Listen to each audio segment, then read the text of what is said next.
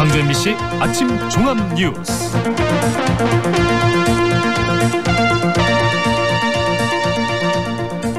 (2월 27일) 수요일 아침 종합 뉴스입니다. 전기차나 수소차 등 친환경 자동차 부품의 안정성을 검증하는 국가공인인증센터가 광주에 설립됩니다. 광주 양림동 일대 상인들과 건물주들이 상생 협약을 맺고 상권이 활성화되더라도 임대료를 과도하게 올리지 않기로 했습니다. 도심에 방치된 빈집이나 폐건물이 범죄와 사고 위험에 노출되지 않도록 광주시가 전수조사를 거쳐서 체계적으로 관리합니다. 이상 오늘의 주요 뉴스입니다.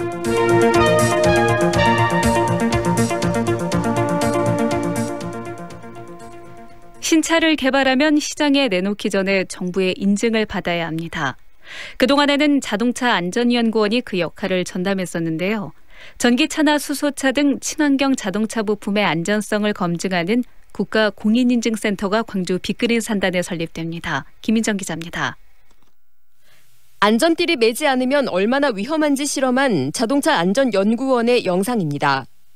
차가 위험할 경우엔 리콜 결정을, 차가 충분히 안전하면 정부 인증을 해주는 유일한 국가공인기관입니다. 그런데 광주 빅그린 산단에도 이런 자동차 국가공인기관이 들어섭니다. 점점 친환경차가 늘어나 전기차나 수소차 등 친환경차 부품의 인증을 담당하는 센터가 필요해진 겁니다. 공모사업에 우리 광주광역시와 울산광역시가 참여한 결과 광주 빅그린 산단으로 최종 유치하는 성과를 올렸습니다. 광주 빅그린 산단에 오는 2021년까지 세워질 친환경차 부품 인증센터에서는 배터리 등 고위험 부품의 폭발 파손과 충격 안전성 평가 등을 담당하게 됩니다. 광주시는 앞으로 친환경 자동차 인증 업무를 모두 광주 빅그린 산단에 유치해 미래차 클러스터를 만들 수 있길 기대하고 있습니다. 유형 일자리 이천환 자동차 부품 연구원 광주 지역 본부장입니다. 배경으로 해서 준비가 되고 있는데 많은 업체들이 인증기관을 활용할 수 있을 것 같고 업체들이 또 그걸로 모여들 거고. 또 부품 인증센터를 최근 예타 면제 사업으로 선정된 인공지능 중심 산업단지와 연계해 테슬라와 같은 자율주행 자동차 등 미래 자동차 산업을 선점한다는 계획입니다. MBC 뉴스 김민정입니다. 한전공대 설립 지원을 위한 한전과 지자체의 첫 실무회의가 열렸습니다. 전라남도 한전공대 설립 지원단과 한전 측 태스크포스는 어제 전남도청에서 첫 실무회의를 열고 다음 달 중으로 한전공대 실시 협약을 체결하기 위한 비공개 논의를 진행했습니다. 양측은 상견례를 겸한 첫 회의에서 한전공대 설립을 위한 절차와 지자체 제안 내용 이행 방안 등에 대해 개괄적으로 논의를 하고 앞으로도 수시로 만나 실시 협약 내용을 상호 보완하기로 한 것으로 알려졌습니다. 빛가람 혁신도시 발전기금 조성을 놓고 광주시와 나주시의 입장차가 여전한 가운데 나주시가 정주여건 개선이 우선이라는 입장을 밝혔습니다. 나주시는 보도자료를 통해서 빛가람 혁신도시의 정주여건을 개선하는 데 많은 비용이 소요되고 있다며 공동발전기금 조성은 아직 시기상조라고 주장했습니다. 나주시는 지난 2014년부터 작년까지 혁신도시 이전 기관인의 세금은 680억 원인데 비해 정주여건 개선을 위해 지출한 비용은 3배 이상 많은 1,962억 원에 이른다고 말했습니다. 상권이 활성화되면 중소상인들이 쫓겨나는 젠트리피케이션 현상을 막기 위해 광주 양림동 일대 상인들과 건물주, 임차인들이 상생 협약을 맺었습니다. 광주 남구는 양림동 골목경제 활성화를 위한 상생 협약식을 열고 도시재생 사업으로 양림동 일대 상권이 활성화되더라도 임대료를 과도하게 올리지 않기로 하는 상생 협력을 다짐했습니다. 또 상인회와 건물주, 임차인 대표가 상호 신뢰 속에서 함께 노력하고 청년 창업이 활발히 이루어지도록 힘을 모으기로 했습니다. 도심에 방치된 빈집이나 폐건물은 보기에도 좋지 않고 종종 범죄에 악용되기도 합니다. 최근 폐건물에서 흉가 체험을 하던 인터넷 방송 진행자가 안에서 시신을 발견하기도 했는데요. 광주시가 폐건물 전수조사를 거쳐서 체계적인 관리에 들어가기로 했습니다. 남궁욱 기자입니다. 1950년대 지어진 이 건물은 2007년까지 고아원과 양로원으로 사용됐습니다. 10년 넘게 방치된 이 건물에서 지난 13일 시신이 발견됐습니다. 인터넷 방송을 하던 38살 박모 씨가 흉가 체험을 하다 시신을 발견한 겁니다. 노숙인 풍이었는데 이남열 광주 서부경찰서 관계자입니다. 내복을 입고 있는 상태에서 이렇게 동사 추정으로 사건이 발생한 폐건물입니다. 건물 주위로 펜스가 쳐져 있긴 하지만 담벼락이 이렇게 무너진 곳으론 누구나 쉽게 들어갈 수 있습니다. 광주와 전남 지역에서 이런 폐건물은 쉽게 찾아볼 수 있습니다. 광주와 전남 지역의 폐건물은 모두 11,000여 곳에 달합니다. 특히 전남 지역의 빈집 비율은 15%로 전국에서 가장 높습니다. 주민들은 불안합니다. 폐허가처럼 이러니까 시민 김동철 이쪽이 그리고 조금 외져가지고 많이 불편합니다. 사실은 무섭기도 하고 인적이 좀 드물어요, 이쪽이. 하지만 폐건물이라도 사유재산인 탓에 처리는 쉽지 않습니다. 빈집이나 흉가라고 멋대로 치웠다가 나중에 주인이 나타나면 책임 문제가 불거지기 때문입니다. 해마다 폐가 공가 문제에 대한 대책을 마련해온 광주시는 올해부터는 빈집의 소유자 상태와 의견 등을 집중해서 전수조사하고 있습니다. 빈집 소유자의 빈집 처리 방안 등에 대한 의견을 취합하고 안전 상태 등을 점검해 정비 계획을 세울 예정입니다. 예전에는 좀 무계획적으로 광주시 도시정비과장입니다. 했었었는데 18년 2월 달부터서 특별법이 제정이 되고 그다음에 그에 따른 조례를 저희들이 제정을 함으로 인해서 좀 더 계획적이고 체계적으로 도심의 골칫거리로 시민의 안전을 위협한 폐건물. 매년 나오는 빈집 처리 대책과 달리 광주시의 이번 정책이 폐건물 문제를 해결할 수 있을지 주목됩니다. MBC 뉴스 남궁욱입니다. 5.18 망언을 규탄하며 광주 시민들이 상경투쟁에 나선 날 민주당 소속 일부 광주시 의원과 구의원들이 제주도에서 단합대회 행사를 가져 논란이 되고 있습니다. 민주평화당은 논평을 내고 대부분의 지방의원이 상경투쟁에 나서 힘을 보탠 마당에 세부 일정도 공개적으로 밝히기 어려운 연수를 떠난 것은 떳떳하지 못하다고 비판했습니다. 사립유치원의 국가관리 회계 시스템 에듀파인 의무 도입을 놓고 한유총의 반발이 거센 가운데 광주시 교육청이 에듀파인 참여 독려에 나섰습니다. 시 교육청은 에듀파인 참여 유치원에 대해서는 노후 컴퓨터 교체 등 4개 부문에 재정 지원을 하겠다며 반면 거부하는 유치원들에 대해서는 행정처분과 형사 고발 등의 제재 조치에 나서기로 했습니다. 현재 에듀파인 의무 도입 대상은 원화 200명 이상의 광주 지역 대형 유치원 24곳 가운데 에듀파인을 도입하기로 한 곳은 절반인 12곳에 그치고 있습니다. 광주를 방문한 국제수영연맹 대표단은 북한이 세계 수영대회에 참가할 것으로 전망했습니다.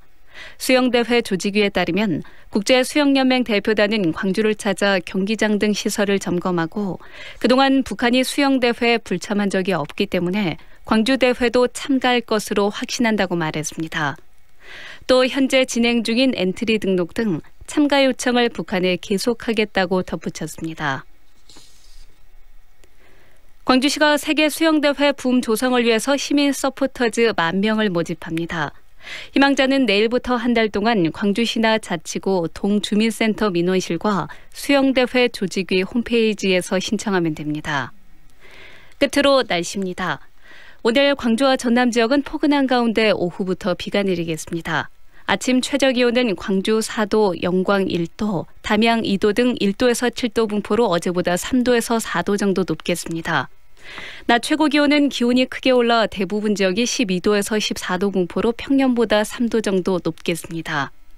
광주지방 현재 기온은 3도입니다. 이상으로 MBC 8시 뉴스를 마칩니다.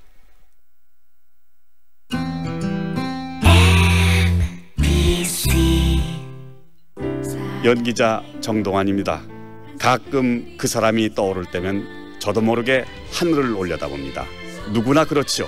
그리운 사람이 보고플 때면 을에 하늘을 올려다보게 되는 것. 사람이 곧 하늘이기 때문이죠. 사람을 하늘같이 섬깁니다. 스카이 장례식장. 쌓여있는 우편물과 지저대는 강아지. 무슨 일 생겼나? 똑똑 해보세요. 당신이 외면하면 이 신호는 꺼질지 모릅니다. 고맙다. 너 아니면 큰일 날 뻔했어. 똑똑한 작은 관심이 따뜻한 세상을 만듭니다. 공익광고협의회. 지금 시각은 8시 10분입니다.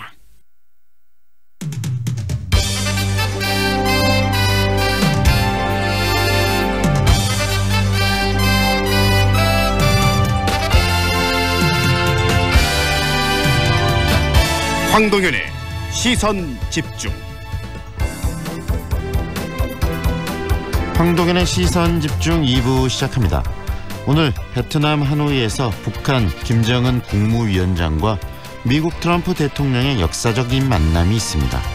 지난 싱가포르의 만남 이후 북미 정상의 두 번째 만남에 대해서 전 세계가 현재 주목하고 있는데요.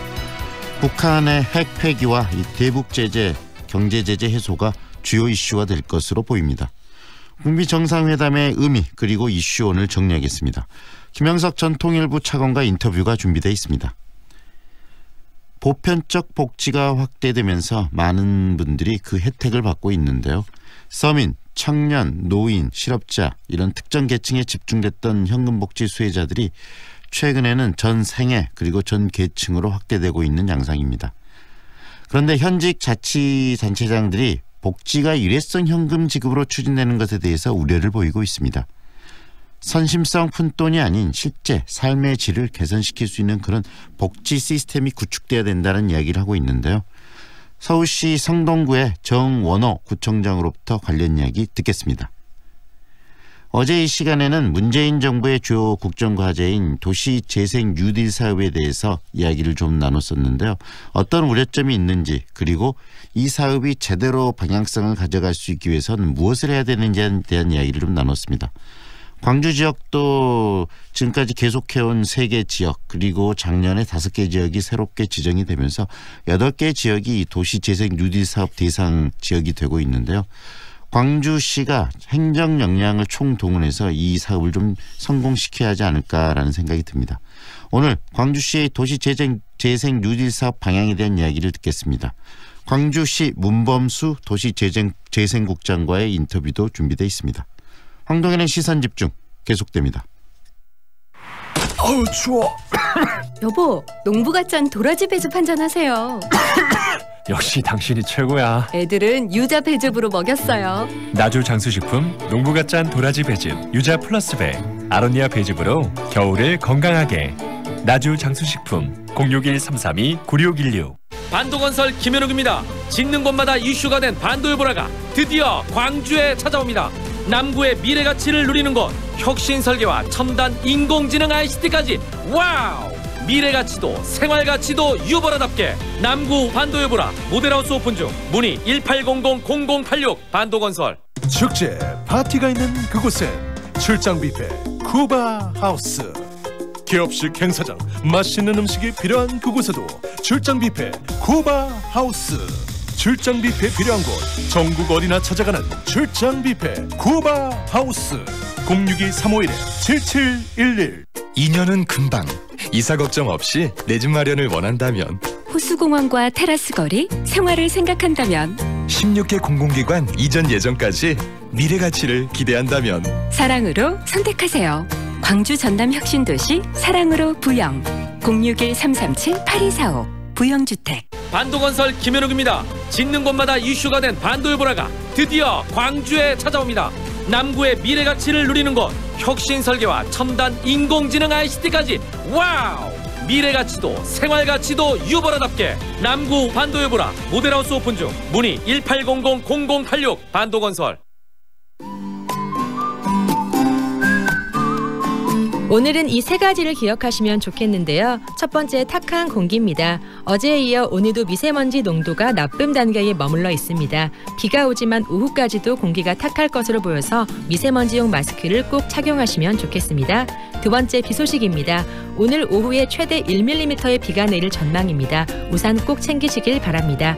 마지막으로 종일 흐림인데요. 오늘 아침 영상의 기온을 유지하면서 낮까지도 포근하지만 종일 구름 낀 흐린 날씨 보이겠습니다. 이어서 현재 교통 상황입니다. 죽봉대로 동운고가도로에서 광천 사거리로 신호대기 2번 필요하고 서하로 문흥고가도로에서 문흥지구 입구로 밀려 지나고 있습니다. 지산 사거리에서 동명 새마을 금고 방향으로 정체되고 있고 학동시장에서 남광주 사거리로 서행 중입니다. 수요일 아침 오늘도 안전하고 기분 좋은 출근길 되시길 바랍니다. 지금까지 광주 집값을 한눈에 광주 1등 부동산 어플 사랑방 부동산 협찬 날씨와 교통정보의 정은솔이었습니다.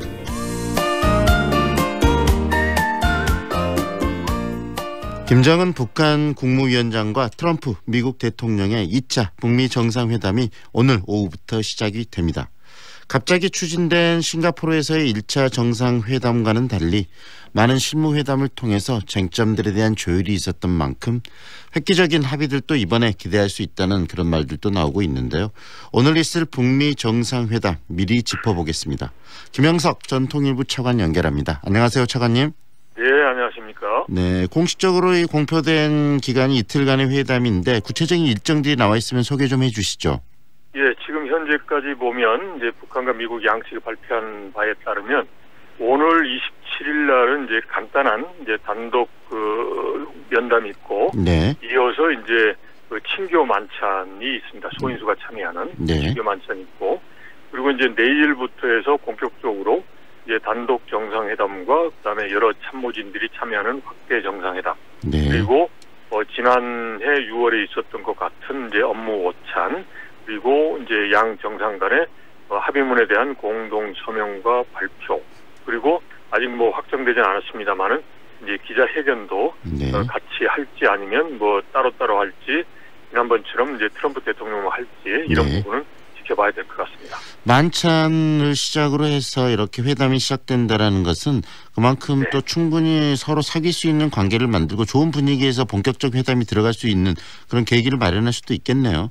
그럼요, 당연하죠. 그래서 지금 현재 북미 간에 있어서 현안인 핵 문제도 있지만 이제 기본적으로 이제 상호 간에 불신이 있기 때문에 이제 협상하는 데 있어서 속도감이 나지 않고 있는 상황이거든요. 그래서 서로 간의 불신감을 해소하기 위해서는 이러한 친교, 상호 간에 이런 신뢰를 형성할 수 있는 소프트한 그런 일정이 필요한 것은 지금 현재로서는 이제 사실입니다. 네, 김정은 국무위원장 그리고 트럼프 미국 대통령이 뭐 회담을 이끌어가는 두 주체겠지만 또 주변에 여러 참모들도 함께 참여해서 회담을 이끌어갈 것 같은데요. 어떤 인물들이 회담에 참여하게 될 수 있는지도 예상을 좀 해주시죠. 일단은 이제 지난해부터 쭉 핵 문제를 포함해서 북한 문제를 다루어왔던 양대 축이, 미국에서는 이제 폼페이오 미 국무장관이고 북한에서는 이제 김영철 이제 통전부장입니다. 그래서 그 두 사람을 축으로 하고, 그리고 이 두 사람과 함께 이제 행동하는 사람이 미국에서는 이제 볼턴 국가안보보좌관이고, 이제 북한에서는 이제 이수영 당국제부장이나 이용호 외무상이 되는 거죠. 그렇게 하고 그다음에 이제 실질적인 협상을 하는 게 미국에서는 스티브 비건 대북 정책 특별대표가 되고, 북한에서는 이제 김혁철 이제 대미 특별대표, 그리고 김혁철을 보좌하는 최선희 부상, 그다음에 이제 김성해 통일정책실장, 이 정도 인사들이 같이 참여할 것으로 보입니다. 그리고 북한에서는 여러 가지 의전적 차원에서 언론에서 많이 보시는 것처럼 이제 김여정 부위원장도 이제 같이 합류해서 활동을 할 것으로 예상되고 있습니다. 김여정 이 김여정 이 부부장의 김여정 부부장의 그 행보를 보면 정말 밀착 이렇게 의전을 하더라고요. 김정은 국방위원장에 대해서. 이번 회담에서 다룰 주요 쟁점들 소개도 좀 해주시죠. 이번 회담에서는 지난 6월 12일 싱가포르 회담에서 합의했던 소위 말하는 4가지 기둥이 있습니다. 그러니까 첫 번째로 이제 새로운 북미 관계를 만들어 가기 위한 그런 의제가 있고요. 그다음에 두 번째가 한반도에서의 항구적인 평화 체제를 구축하는 문제가 있고, 그리고 세 번째가 당면한 이제 비핵화 문제를 포함한 이제 완전한 비핵화를 다루는 문제가 있고, 이제 마지막 네 번째가 양국 간의 신뢰를 조성하기 위한 전사적 유해 발굴 문제를 포함한 신뢰 조성 문제가 있습니다. 그래서 이 4가지 축을 가지고 구체화하는 그러한 이제 협상을 할 것으로 예상됩니다. 그런데 여기에서 가장 쟁점이 되는 상황은 이제 세 번째 항인 이제 완전한 비핵화를 위한 이제 사항인데, 여기에 대해서 이제 북한이 이미 조건을 걸어놨단 말이죠. 지금 현재까지는 이제 영변의 핵시설을 영구 폐기하겠다. 그런데 이제 바로 폐기하는 게 아니라 미국의 상한 조치가 있어야 되겠다라는 게 이제 북한의 조건이거든요. 그래서 이런 미국의 상한 조치를 보고서 북한의 영변 핵시설에 대한 영구 폐기를 포함한 부분에 대해서 이제 이번에 이제 김정은 위원장과 트럼프 대통령 간 이제 마지막 담판을 이제 하게 되는 상황이죠. 그래서 이런 북한의 비핵화의 조치와 미국의 상응 조치가 이번 회담에서의 가장 큰 이제 쟁점 사항이고 핵심 사항이다라고 판단할 수 있겠습니다. 차관님, 그 상응 조치라는 게 결국은 경제 제재 완화 아니겠습니까?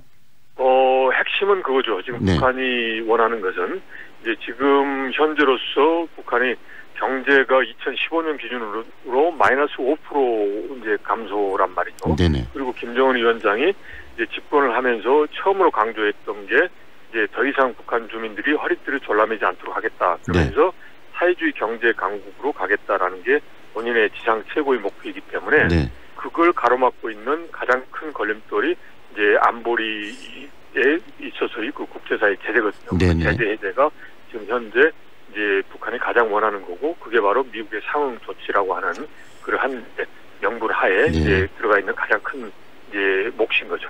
사회주의 경제 강국이라는 단어, 특히 지난번에 베트남 하노이에서 정상회담이 열리는데 베트남이 모델이 될 수도 있겠다는 그런 이야기도 많이 나오고 있고요. 네. 그리고요, 방금 이야기하신 것처럼 가장 중요하게 미국이 여기고 있는 게 지금 항구적인 비핵화, 완전한 그런 비핵화인데 그런 부분들을 북한이 과연 어느 정도 수용해낼 수 있겠느냐. 서로 이제 경제 제재 완화와 이 비핵화를 서로 가지고 합의를 하고 이끌어내려고 노력을 할 텐데 미국이 어느 정도 그런 부분들 요구하고 북한이 수용할 수 있을지 그 부분에 대해서는 어떻게 보십니까? 참 이 부분이 어려운데요. 그러니까 이제 북한의 기대치는 이제 높은데 이제 미국 특히 트럼프 대통령이 할 수 있는 그러한 그 일종의 그 인센티브는 아주 제한돼 있단 말이죠. 지금 현재 이제 민주당의 반대를 포함해서 이게 있어서 지금 현재로서 보면 이제 작년에 김정은 위원장이 말한 영변 핵시설의 영구 폐기 이제 그 정도 수준 가지고 유엔 안보리의 제재를 풀 수 있을까라는 부분에 대해서 이제 여러 가지 논란이 있습니다. 그러니까 만약에 이제 영변에 대해서 이제 구체적으로 시한 정도까지 이제 언제까지 이제 영구 폐기를 하겠다. 그리고 또 미국이 원하는 대로 조금 더 앞서 나가서 영변 이외의 지역까지도 같이 이제 포함해서 비핵화를 하겠다라는 일정표 정도가 나오면 이제 트럼프 대통령이 안보리 제재 정도를 일부 이제 완화하거나 해제할 수는 있겠지만 그게 아니면은 어렵단 말이죠. 그렇다면 지금 현재로서 이제 생각할 수 있는 것은 이제 결국 미국은 제재 부분을 실질적으로 풀지는 못하고 이제 우리 대한민국 한국이 남북 경협 부분에 대해서 보다 적극적이지 않습니까? 그러니까 즉 남북 경협의 카드를 이제 일종의 이제 제재의 예외나 면제 형태로 해서 이제 허용해주는 그런 방식으로 이제 북한의 이제 비핵화 조치를 이제 일단은 유도하려고 이제 시도할 가능성은 이제 매우 높다라고 판단됩니다. 그리고 이 남북 경협 얘기를 하셨는데 이 회담 이후에 개성공단을 재개하는 그런 좀 획기적인 그런 안이 만들어질 수 있을까요? 아니면 그런 부분은 좀 신중하게 접근해야 된다고 보시는 건가요? 분위기상으로는 이제 만들 수는 있습니다. 그런데 이제 지금 현재로서 김정은 위원장의 입장에서 보면 이미 작년 9월에 남북 정상회담을 통해서 개성공단이나 금강산 관광은 아무런 조건 없이 하겠다라고 이제 해놓았기 때문에 이 금강산과 개성공단을 이제 미국과의 협상, 즉 비핵화 조치에 대한 자신들의 카드를 주면서 이제 미국으로부터 받는 이제 일종의 상응 조치로 보기에는 김정은 위원장이 현재로서는 그게 아직은 이제 자기 기대에 맞지 않을 거란 말이죠. 그래서 이제 일단은 금강산과 개성공단은 이제 소위 말하면 이제 이미 확정된 카드다, 굳은자라고 생각하고 이제 미국에 대해서 이것 말고 미국이 보다 직접적으로 할 수 있는 제재 완화를 해달라 이런 쪽으로 이제 강하게 밀어붙일 가능성이 높습니다. 여러 차례 실무 협의가 있었고 오늘 그 결과로서 김정은 국무위원장 그리고 트럼프 미국 대통령이 만나게 되는데요. 회담 이후 내일 합의문이 나올 수 있을까요? 일단은 양쪽에서 다 구체성을 띈 이제 또 다른 합의문을 만들어내야 될 필요가 양측이 다 있습니다. 그래서 합의문은 이제 나올 가능성이 매우 높고요. 이제 다만 합의문 속에 어느 정도의 구체화된 조치 그리고 당장 실행할 수 있는 그런 사항이 반영되어 있느냐라는 게 중요하죠. 그래서 현재로서 생각하는 것은 아까 말씀드린 네 가지 축에서의 구체적인 내용을 하면서 기본적으로 이제 비핵화의 그런 이제 시간표 그런 것은 이제 나올 가능성이 높고요. 그리고 이제 서로 간에 인도적 지원을 포함해서 이제 인사 방문의 허용이라든지 신뢰를 조성할 수 있는 것 그리고 더 나아가면 이게 이제 요즘 말 나오는 저희 그 북미 간의 연락사무소 이제 개설과 관련된 문제도 나올 수 있고요. 네. 그런데 이제 가장 중요한 게 이제 제재의 완화하고 비핵화 조치인데 네. 아마도 이제 작년 9월에 김정은 위원장이 했던 영변의 영구 폐기 그 정도까지는 이제 담을 수가 있는데 다만 이제 상응 조치를 이제 미국이 추가적으로 제재를 할 수 있는 즉 네. 안보리 제재의 마지막 순간에 했던 게 북한에게는 가장 크거든요. 네. 이제 광물 수출 포함해서 그다음에 이제 북한의 원유나 정제유 이제 수입의 제한 그리고 네. 해외 인력의 송출 문제 이런 부분에서 일부 완화가 있을지 네. 이제 그게 없는 가운데서 좀 포괄적이지만 이제 아까 말씀하신 이제 남북 경협이라는 네. 걸 예외적으로 해서 이제 비핵화 조치하고 이제 가름할지 네. 이런 부분이 가장 이제 관건이 될 수 있다라고 생각합니다. 구체적인 합의문은 나올 가능성이 많은데 구체적인 내용을 담을 것이냐 아니면 좀 더 포괄적인 내용을 담을 것이냐의 문제라는 말씀이시네요. 그렇죠. 그것도 있고 이제 일종의 좀 저 구체화 조치의 그 어떤 아이템이랄까 네. 이거 자체가 이제 사람이 보면 이제 큰 걸음을 걸을 거냐 아니면 작은 걸음을 걸을 거냐 이런 것처럼 조금 나갈 거냐 많이 나갈 거냐 이 정도 차이겠죠. 나가긴 나가야 되는데 양쪽 다 네. 그런 상황인 것 같습니다. 오늘 여기까지 듣겠습니다. 고맙습니다. 네, 고맙습니다. 지금까지 김영석 전 통일부 차관과 함께했습니다.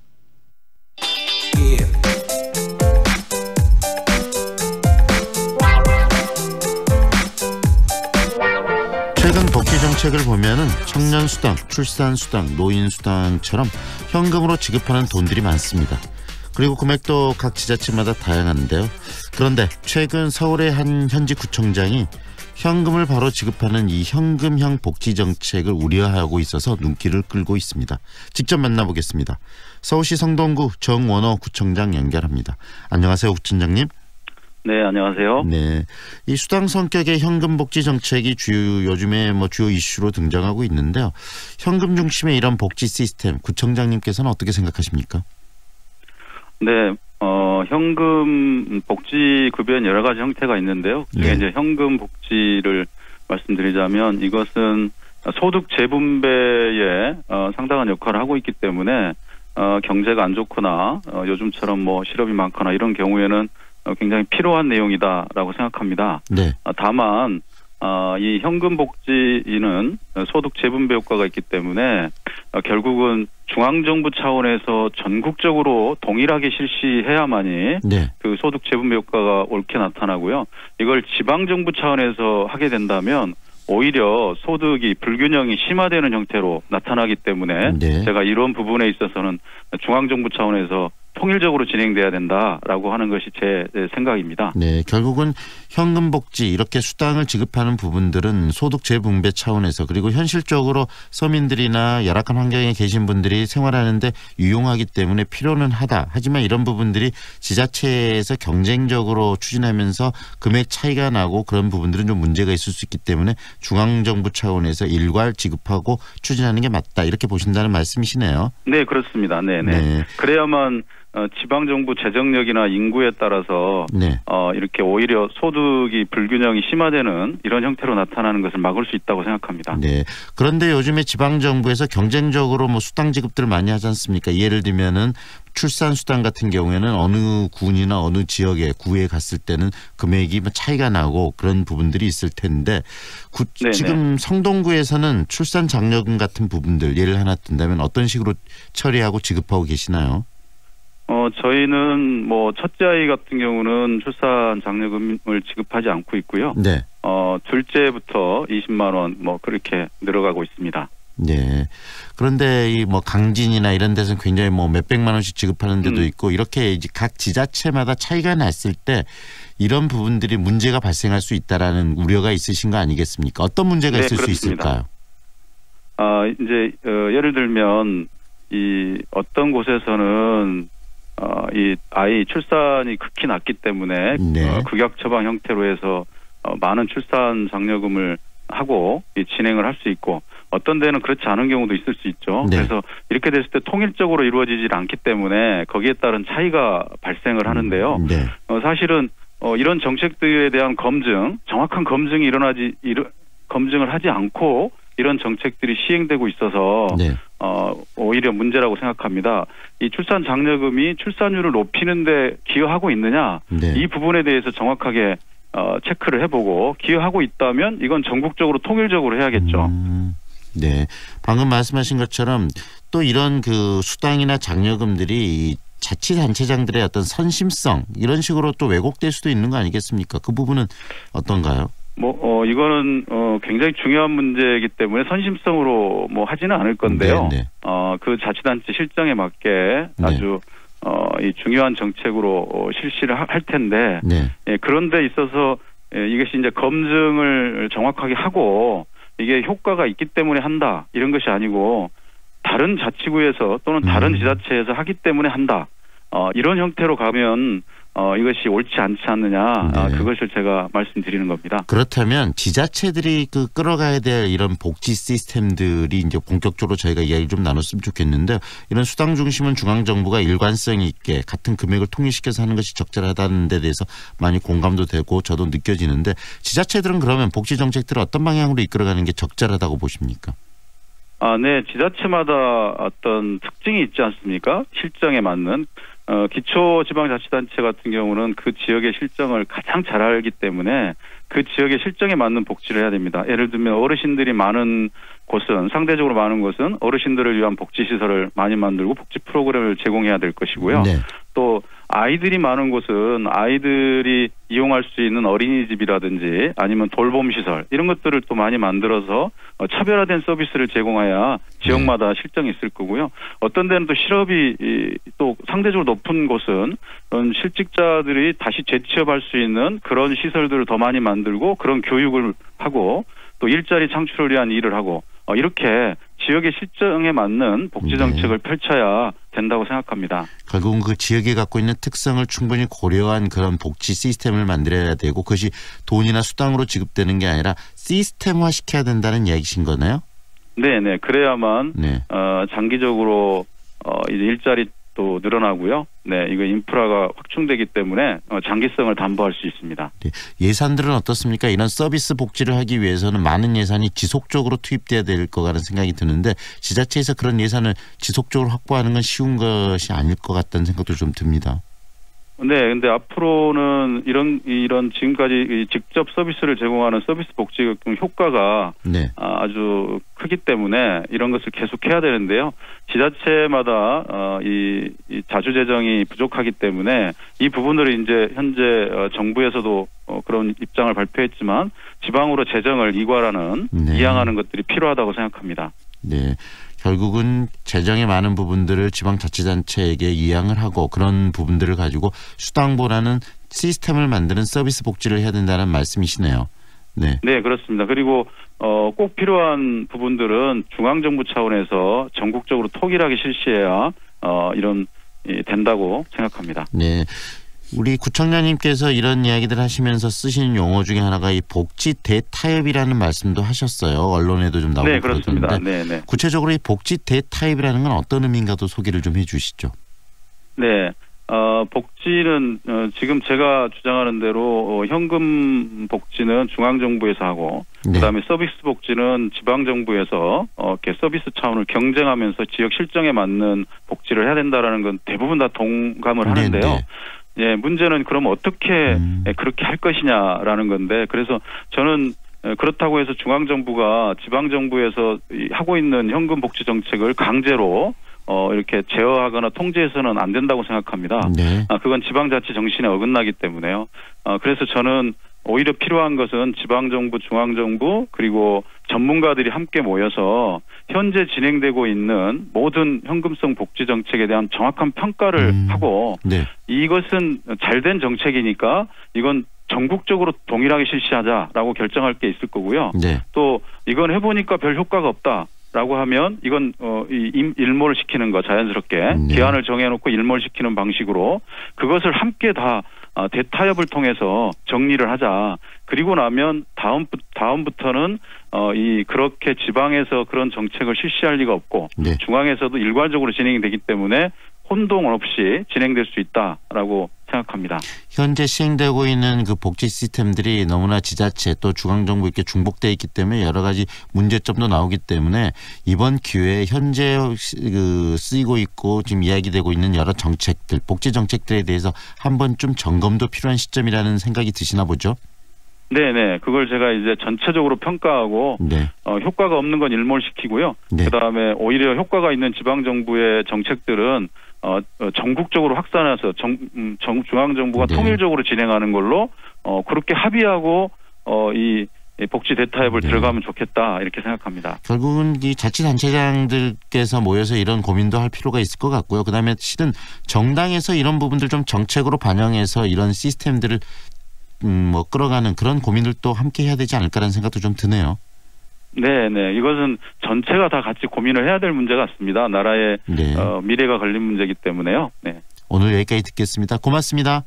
네, 감사합니다. 지금까지 서울시 성동구 정원호 구청장과 함께했습니다.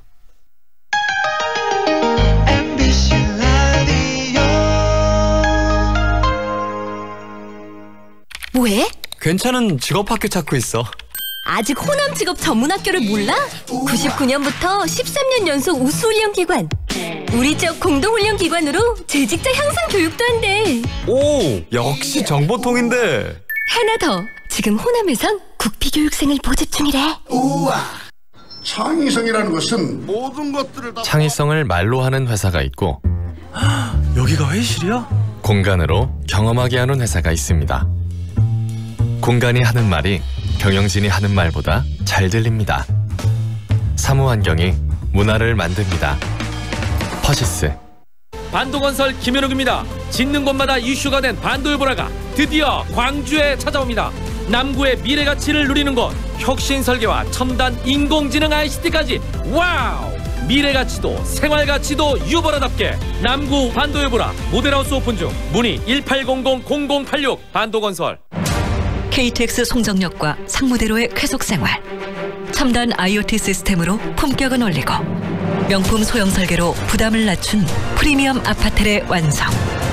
송정 한국 아델리움 더시티 062-710-9700 한국건설.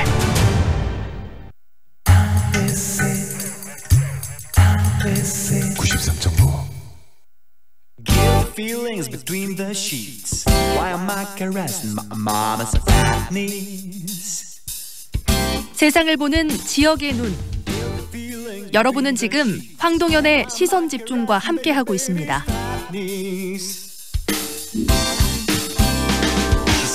어제 집중 인터뷰에서 광주 8개 지역에서 추진되는 도시재생 뉴딜 사업의 내용 그리고 우려점에 대한 얘기를 좀 나눴었는데요.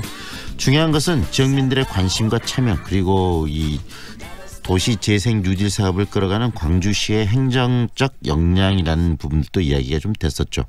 광주 지역 뉴딜 사업의 경우에는 또 중심이 되는 광주역이 다음 달 평가위원회를 구성하고 이 용업업체까지 선정해서 광주역 주변들의 이 재생 사업들이 본격적으로 추진된다라는 이야기도 지금 나오고 있는데요. 세부적인 로드맵은 좀 나와 있는지 그리고 앞으로의 사업 추진 계획은 어떻게 방향을 잡고 있는지 들어보도록 하겠습니다. 광주광역시 문범수 도시재생국장 연결합니다. 안녕하세요, 국장님. 예, 안녕하세요. 문범수입니다. 네, 이 도시재생 뉴딜 사업에 대한 광주 시민들의 관심이 굉장히 높은데요. 기존의 고층 아파트를 기존 건물들을 허물고 고층 아파트를 짓는 재건축, 재개발과는 좀 다른 방식 아니겠습니까? 네, 맞습니다. 말씀하신 대로 재개발과 재건축은 일정한 구역에 있는 건물이나 그 기반 시설 등을 모두 철거하고 네.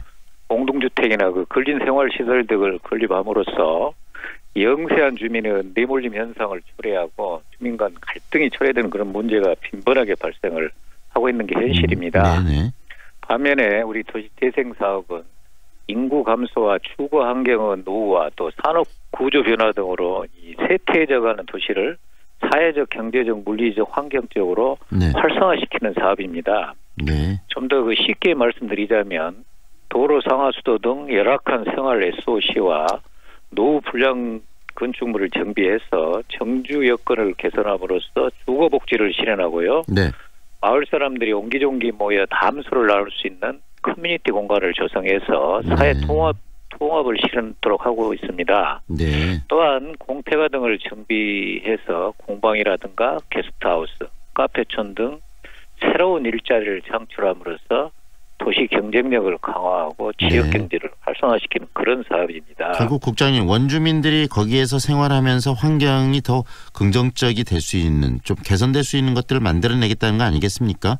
네, 맞습니다. 광주 지역에서 지금 도시재생 뉴딜 사업 지역으로 작년에 5곳이 선정이 된 것으로 알려지고 있는데 어떤 곳인지 소개 좀 해주시죠.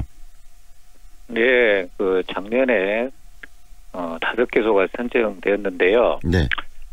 우리 도시재생 뉴딜 사업은 크게 5가지 유형이 있습니다. 네. 그중에 규모가 가장 큰 광주역 주변 경제 기반형 뉴딜 사업이 하나 있고요. 네. 또 두 번째로 규모가 큰 전남대 이런 중심 시가 지역, 즉 대학 타운형이라고 하는데요. 이런 뉴딜 사업이 있고 네.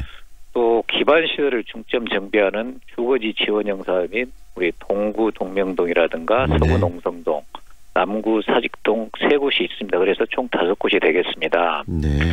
먼저 그 광주역 경제기반형 뉴딜 사업을 좀 자세히 설명을 드리자면 네. 광주역을 포함해서 주변 50만 평방미터 그 터를 활용해서 사업비 총 1조 156억 원을 투입하는 대규모 사업입니다. 네. 주요 사업 내용은 창의문화사업 신경제 거점이 될 스테이션지, 말하자면 광주역이라는 뜻인데요. 네. 문화 콘텐츠 제작이라든가 인력 양성, 또 마케팅 등 융복합 창업 문화공간을 조성하고요. 또 창업펀드, 창업자금, 지원 시스템 등 수용자 및 창업 지원 정보 컨설팅 등을 담당토록 그렇게 계획되어 있습니다. 네. 또 광주역 광장을 활용한 문화마당에서는 문화체험이라든가 전시 프로그램, 또 청년 팝업 스토어 등을 운영하고요. 네. 푸른길과 연계해서 커뮤니티 공간으로 조성할 푸른 이음공원에는 네. 행복주택과 공공 커뮤니티 공간이 조성이 됩니다. 네.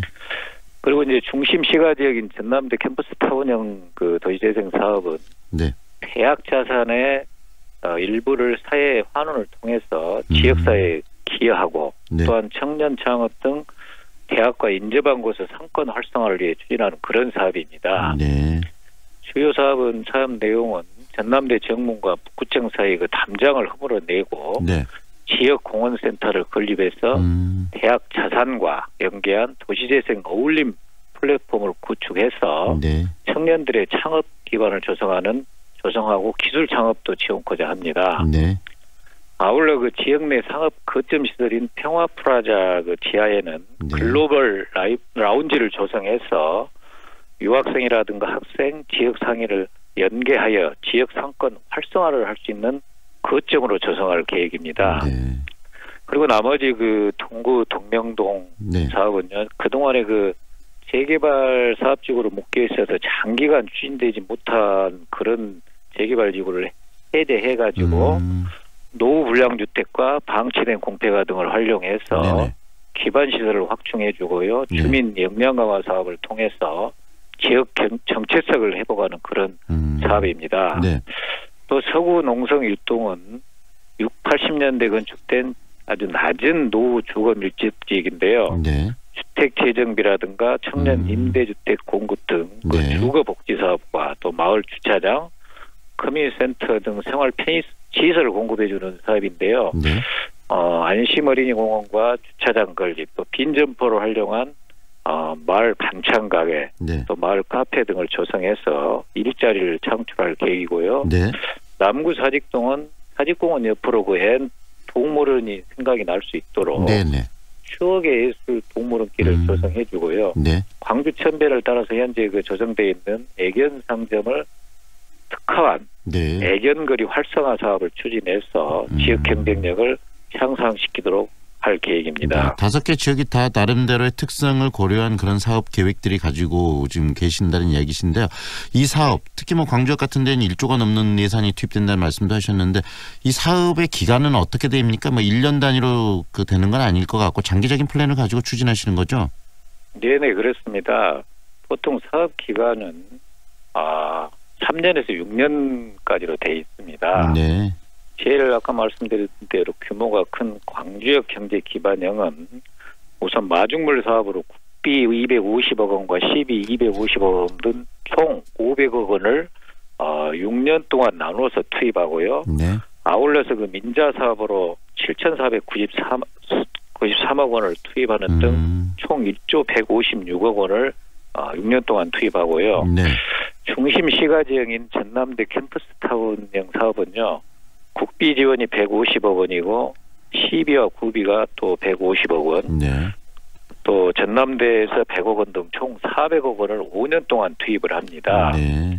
그리고 동구, 동명동, 서구, 농성동, 남구, 사직동 등은 국비 100억 원과 시비와 구비 100억 원 등 총 200억 원을 4년에 걸쳐 투입하게 이렇게 되겠습니다. 네. 6년, 5년, 4년 이렇게 지금 장기 플랜을 가지고 추진을 하시는데 이런 과정들을 통해서 광주의 모습이 좀 새롭게 변화가 될 수 있을까요? 미래에 대한 청사진, 비전 어떤 결과를 만들어낼 수 있을 거라고 생각하시는지 우리 광주 시민들 그리고 청취자분들께 한 말씀 해주시죠.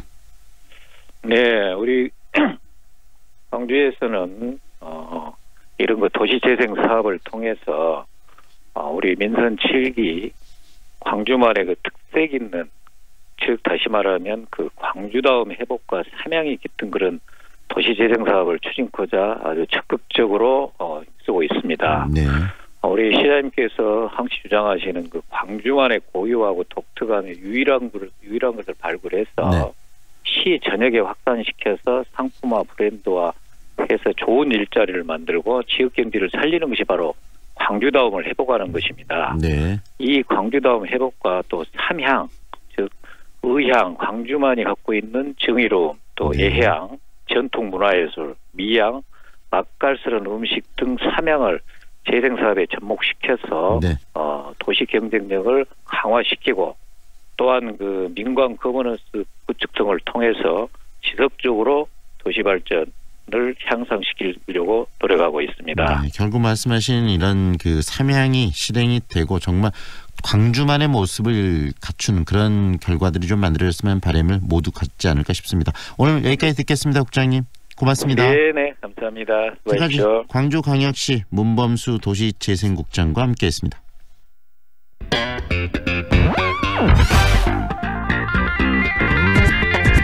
남도의 소식을 정리하는 시간이죠. 오늘은 전남 중부권 소식 정리합니다. 빛가람신문 박은정 국장 연결하겠습니다. 안녕하세요, 국장님. 네, 안녕하세요. 네, 나주시가 소상공인 지원을 위한 종합대책을 발표했다라고 알려지고 있는데 어떤 내용을 담고 있습니까? 네, 그 나주시가 대형 유통업체 증가와 그 온라인 홈쇼핑 구매 등 그 소비 패턴 변화 등으로 어려움을 겪고 있는 지역 소상공인을 위한 종합대책을 마련하고 나섰습니다. 그 나주시는 소상공인 지원 종합대책을 수립 발표하고 지역경제 활성화에 총력을 기울이고 있는 것인데요. 네.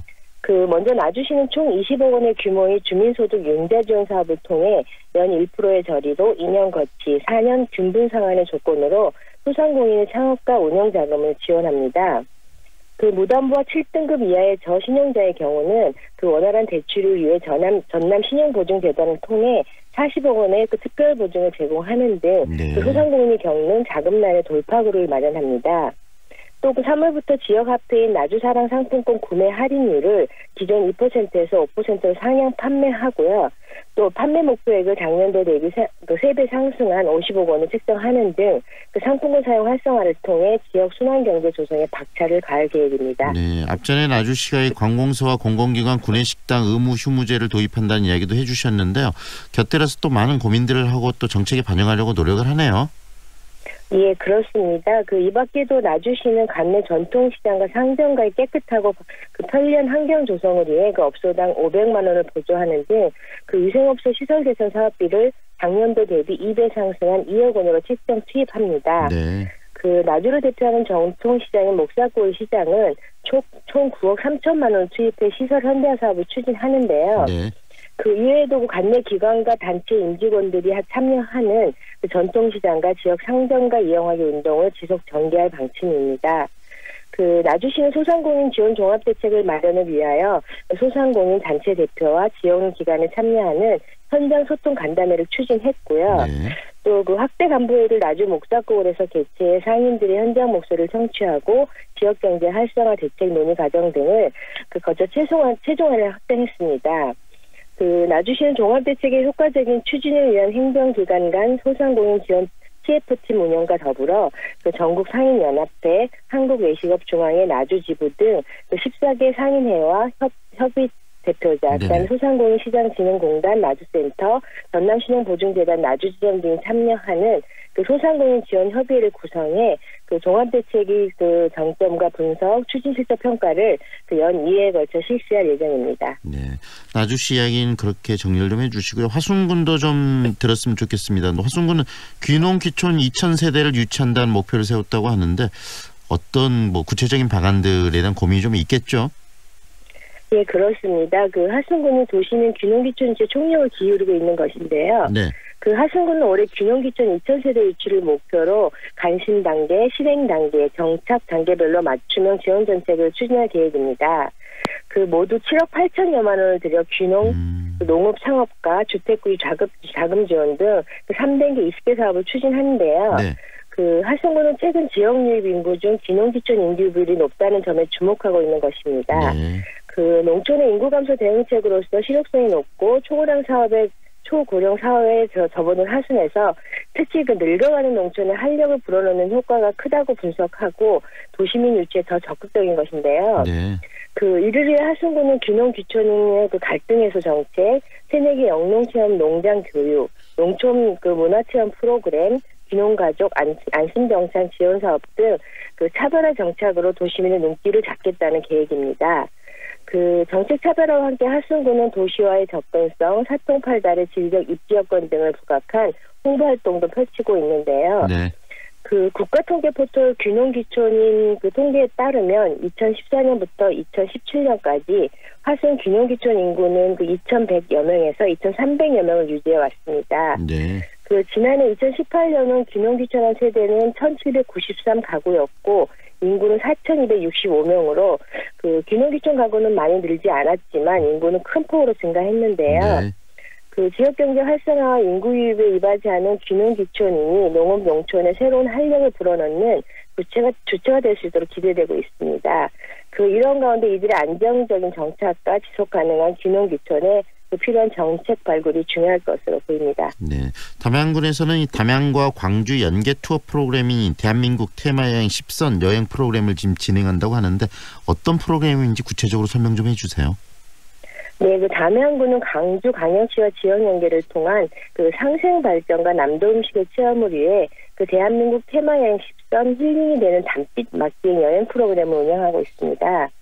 그 힐링되는 단빛 맛기행은 전국 10개 권역을 대한민국 대표 관광지를 육성하기 위해 그 문화체육관광부와 한국관광공사의 국내여행 활성화 사업의 일환으로 개발된 콘텐츠인데요. 그 담양과 강주의 주요 관광지의 그 명소의 스토리링에 함께해 특별한 경험을 선사합니다. 그 담양 추억의 골목, 용마루길, 창평 슬로우티 시티와 네. 그 강주 양림동 역사문화마을, 강주 호수생태공원 등 유명 관광지를 둘러보고요.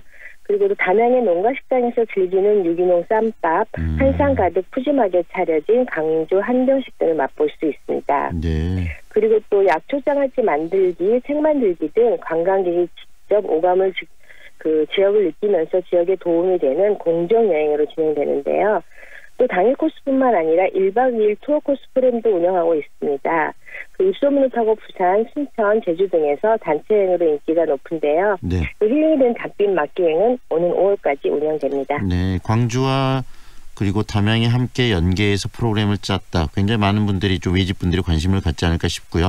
장성군에서는 이 첨단 농기계 전문가 육성을 통해서 농촌의 노동력을 해결하겠다라고 이야기를 하고 있다는데 그 소식은 어떤 이야기입니까?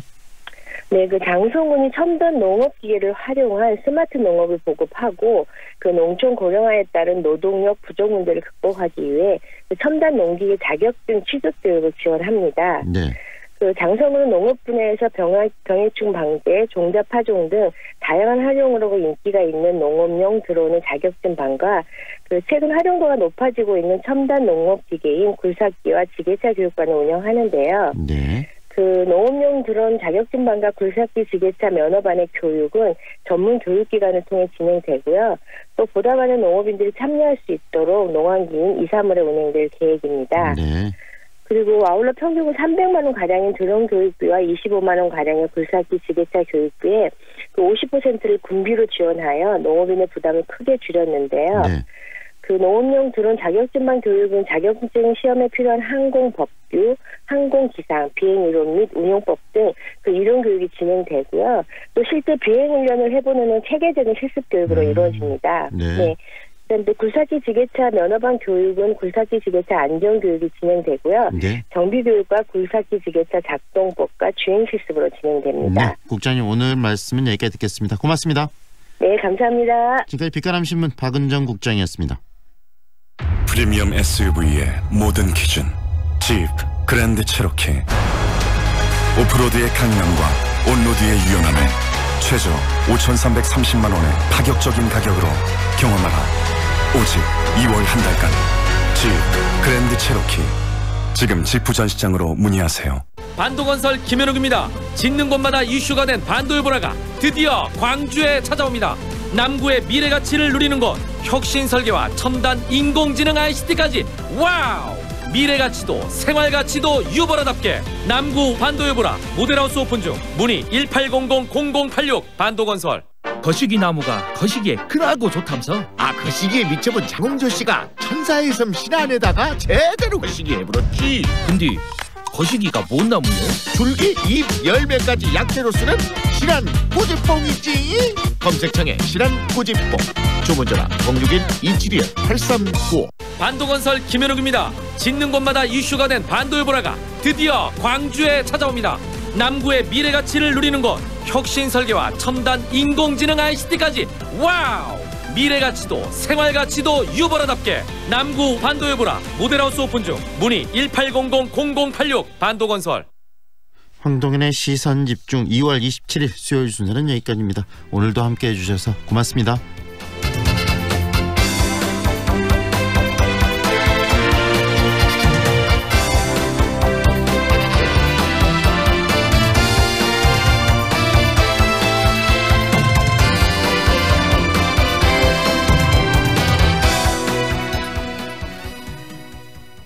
지금 시각은 8시 57분입니다.